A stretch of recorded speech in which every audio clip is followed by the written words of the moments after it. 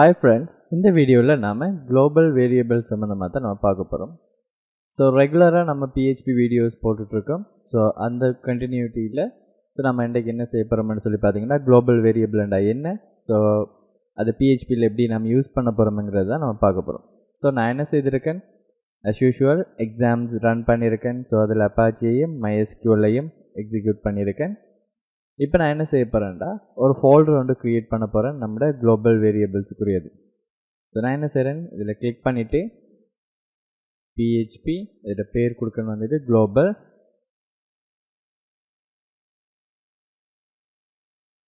Variable என்று சொல்லி கொடுத்துறேன்.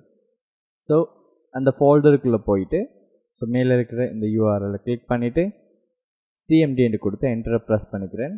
ஸோ நமக்கு என்ன செய்யும், CMD வந்துட்டு இங்கே ஓப்பன் ஆகிருக்கும். ஸோ இந்த CMD நம்ம என்ன ஃபோல்டர் லொக்கேஷனில் கொடுத்தோமோ அந்த ஃபோல்டர் லொக்கேஷன்லேயே நமக்கு ஓப்பன் ஆகிருக்கும்.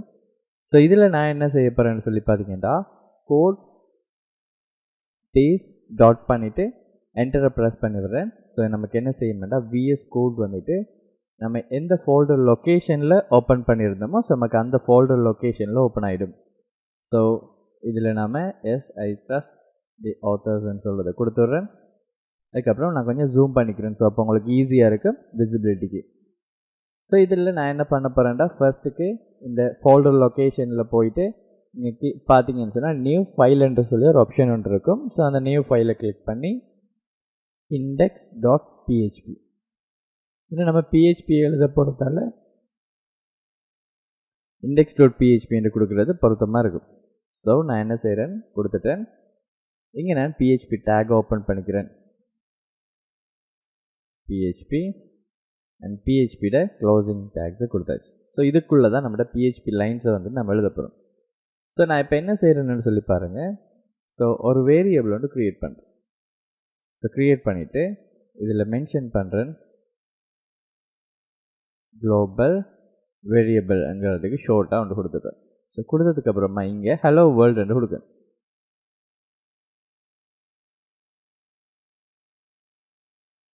ஹலோ வேர்ல்டுன்னு சொல்லி மென்ஷன் பண்ணி விட்டேன். ஸோ மென்ஷன் பண்ணிவிட்டு இங்கே நார்மலாக வந்து நான் இங்கே என்ன பண்ணுறேன்னு சொல்லி பாருங்கள், எக்கோ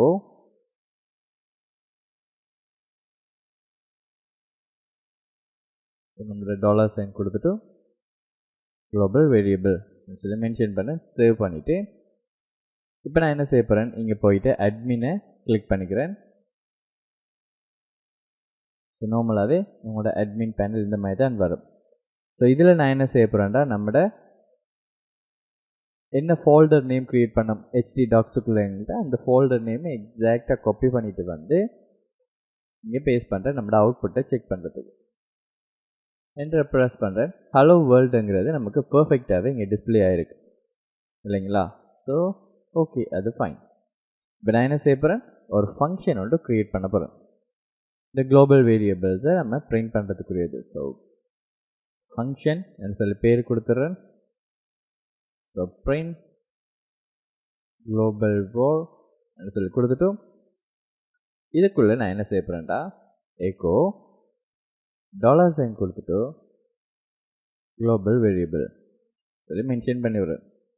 சேவ் பண்ணிட்டேன் இல்லைங்களா. ஸோ சேவ் பண்ணதுக்கப்புறமா இப்போ நான் என்ன செய்கிறேன்டா, இந்த அவுட்புட்டை போய் ரீஃப்ரெஷ் பண்ணுறேன். ஸோ எந்த சேஞ்சஸும் இல்லை. அப்போது இந்த மெத்தடை நான் திருப்பி கால் பண்ணுறேன். இந்த எக்கோ ஃபங்க்ஷனுக்கு கீழே இந்த மாதிரி ஒரு எக்கோ பண்ணிவிட்டு ஸோ நமக்கு அடுத்த லைனில் நமக்கு வரணுங்கிறதால நான் என்ன செய்கிறேன், இங்கேயும் ஒரு பிரேக் கிரவுண்டு கொடுத்துட்றேன். அதுக்கப்புறமா நான் எண்டிலையும் என்ன செய்துடுறேன், ஒரு பிரேக் ரோ கொடுத்து விட்றேன். கொடுத்துட்டு இங்கே என்ன செய்கிறேன், எக்கோவில் இதை மென்ஷன் பண்ணி விட்டு நம்மளோட மெத்தடை கால் பண்ணி விட்டு இப்போ நம்ம செக் பண்ணி பார்ப்போம் நம்மளோட ஆன்சர் எப்படி இருக்குன்னு சொல்லி. இங்கே போயிட்டு சேவ் பண்ணுறேன்னு பாருங்கள். இங்கே என்ன செய்யுது, அன்டிஃபைன்ட் வேரியபிள் குளோபல் war சொல்லி வருது. அதாவது இங்கே 7வது லைனில் எனக்கு அந்த எரர் காட்டுதுன்னு சொல்லுது. ஸோ இந்த 7வது லைனில் நான் பாருங்கள் ஒரு வெளியால் நான் ஒரு ஃபங்க்ஷன் ஒன்று ஒரு வேரியபிள் ஒன்று க்ரியேட் பண்ணியிருக்கேன். அந்த வேரியபிளை நான் என்ன செய்கிறேன், உள்ளுக்கு இருக்கிற மெத்தடில் தான் நான் கால் பண்ணுறேன். கால் பண்ணும்போது இங்கே நமக்கு வர ஆன்சர் என்னன்னு சொன்னால், இந்த குளோபல் வார்ன்னு சொல்கிற இந்த வேரியபிள் எனக்கு தெரியாது, ஸோ டிஃபைன் பண்ணப்படலை என்று சொல்கிற ஆன்சர் தான் நமக்கு என்ன செய்யுதுண்டா இங்கே டிஸ்பிளே ஆகுது. இதுக்குரிய ரீசன் என்னன்னு சொல்லி பார்த்தீங்கன்னா, பிஹெச்பியை பொறுத்த வரையில் ஒரு மெத்தடுக்கு வெளியால் நீங்கள் ஒரு வேரியபிள் க்ரியேட் பண்ணீங்கன்னு சொன்னால் இந்த பிளாக் ஓப்பன் சொல்லுவோம். ஸோ இந்த open curly bracket close curly பிராக்கெட்டுக்குள்ளே ஒரு வேர்ட் க்ரியேட் பண்ணி, இப்போ நான் உதாரணமாக இது அப்படியே காப்பி பண்ணுறேன் பாருங்களேன். காப்பி பண்ணிவிட்டு இதுக்குள்ளே பேஸ்ட் பண்ணுறேன். பேஸ்ட் பண்ணிவிட்டு this global var inside the method அப்படின்னு சொல்லி கொடுத்துருவேன். ஓகேங்களா? ஸோ மெத்தடுக்குள்ளே இருக்குன்னு சொல்லி கொடுக்கேன். இப்போ போய் ஆன்சர் செக் பண்ணிங்கன்னு சொன்னால், இப்போது ஃபர்ஸ்ட் குளோபல் வார்க்கு நமக்கு வந்த ஆன்சர் என்னன்னு சொல்லி பார்த்தீங்கன்னு சொன்னால் ஹலோ வேர்ல்ட். ரெண்டாவது மெத்தடுக்குள்ளே கொடுத்தது this global var inside the மெத்தட்னு சொல்லி காட்டுறீங்க. அப்போ இதில் அர்த்தம் என்னென்னா, open curly bracket close curly பிராக்கெட்டுக்குள்ளே நீங்கள் ஒரு வேரியபிள் க்ரியேட் பண்ணுறீங்கன்னு சொன்னால் அந்த வேரியபிளை கால் பண்ணும்போது உங்களுக்கு எந்த பிரச்சனையுமே வரப்போகிறது கிடையாது.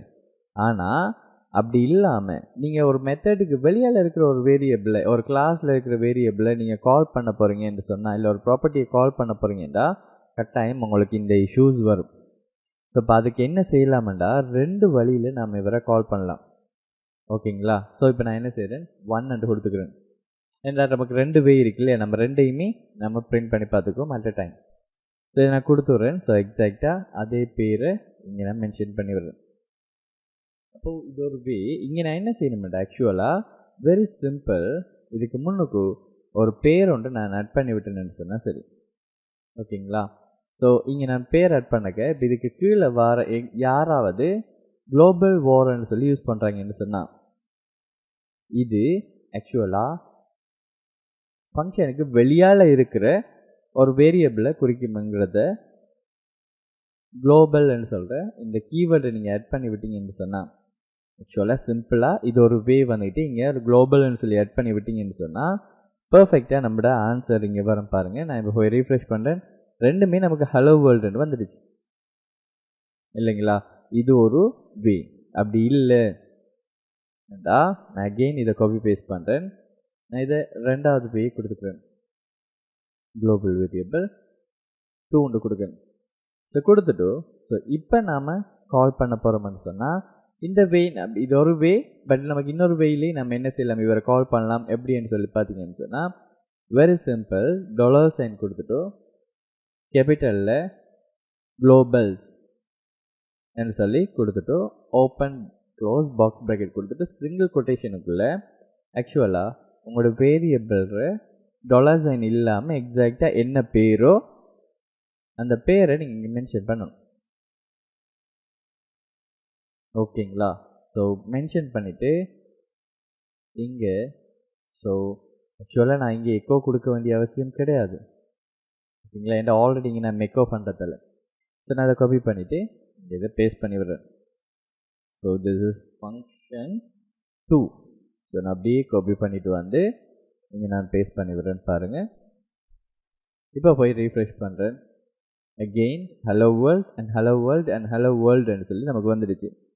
ஸோ ஒரு மெத்தடுக்குள்ளே நீங்கள் கால் பண்ண போகிறீங்க, அதுக்குள்ளே எத்தனை தரம் திருப்பி ரிப்பீட்டட் பண்ணாலும் நமக்கு அந்த வேரியபிள் தான் எடுக்கணும்னு சொன்னால் ஜஸ்ட் குளோபல்னு சொல்லி கொடுத்தா போதுமானது. அப்படி இல்லைன்னா இது ஒரு வே. ஸோ இன்னொரு வே என்னன்னு சொல்லி பார்த்தீங்கன்னா $sign கொடுத்துட்டு குளோபல்ஸ்ன்னு சொல்லி கொடுத்தோம்னு சொன்னால், ஸோ இது வந்துட்டு இது என்னன்னு சொல்லுவாங்கன்னு சொல்லி பார்த்தீங்கன்னா சூப்பர் குளோபல்ஸ்ன்னு சொல்லுவாங்க. இதில் நிறைய கேட்டகரிஸ் இருக்குது. For example server, request, post, get, file, ENV. So இந்த மாதிரி நிறைய குளோபல் சூப்பர் குளோபல்ஸ் வந்துட்டு நமக்கு இருக்குது. ஸோ அதில் ஒன்று தான் நான் என்ன செய்திருக்கேன்னு சொன்னால் இங்கே நம்ம ப்ராக்டிஸ் பண்ணி பார்த்துருக்கோம். ஸோ கட்டாயம் நீங்கள் என்ன செய்யுங்கன்னு சொன்னால் இதை ஒரு ப்ராக்டிஸ் பண்ணி பாருங்கள். நிறைய இடத்த நமக்கு இது யூஸ்ஃபுல்லாக இருக்கும். உதாரணமாக இது ஒரு WOP கான்செப்ட் நீங்கள் யூஸ் பண்ணுறீங்கன்னு சொன்னால் அந்த WOP கான்செப்டில் இதை நீங்கள் அப்ளை பண்ணி ஒர்க் அவுட் பண்ண போகிறீங்கன்னு சொன்னால் கட்டாயமாக இது உங்களுக்கு ரொம்பவே ஹெல்ப்ஃபுல்லாக இருக்கக்கூடிய மாதிரி இருக்கும். ஸோ கட்டாயம் என்ன செய்யுங்க, இதை ஒரு ப்ராக்டிஸ் பண்ணி பாருங்கள். ஸோ சிம்பிளாக ஒரு வேரியபிள் மெத்தடுக்கு வெளியால் நீங்கள் க்ரியேட் பண்ணுறீங்கன்னு சொன்னால் அதை நீங்கள் பிரிண்ட் பண்ணக்க இல்லை வேறு எங்கேயாவது நீங்கள் யூஸ் பண்ணும்போது அந்த ஃபங்க்ஷனுக்கு வெளியால் இருக்கிற வேரியபிள்ஸையோ இல்லை ப்ராப்பர்ட்டிஸோ வந்துட்டு நீங்கள் தெரியாது. ஸோ கட்டாயமாக குளோபல்னு சொல்கிற கீவேர்ட் கொடுத்து அதை மென்ஷன் பண்ணதுக்கப்புறம் நம்ம எத்தனை தரம் இதை கால் பண்ணாலும் நமக்கு இதுக்கு ஆட்டோமேட்டிக்காகவே தெரியும். ஸோ இங்கே குளோபல் வார்ன்னு சொல்கிறது ஃபங்க்ஷனுக்கு வெளியால் இருக்கிறதுன்னு சொல்லி. அதே மாதிரி இன்னொரு வேயில் நம்ம யூஸ் பண்ணலாம். இந்த மாதிரி 2 லைனை எழுதாமல் ஒரே லைனை எழுத போகிறோம்னு சொன்னால் வெரி சிம்பிள் குளோபல்ஸ் யூஸ் பண்ணிவிட்டு நம்ம இப்படியும் கால் பண்ணிக்கலாம். ஸோ ப்ராக்டிஸ் பண்ணி பாருங்கள். நெக்ஸ்ட் வீடியோவில் பார்க்கலாம்.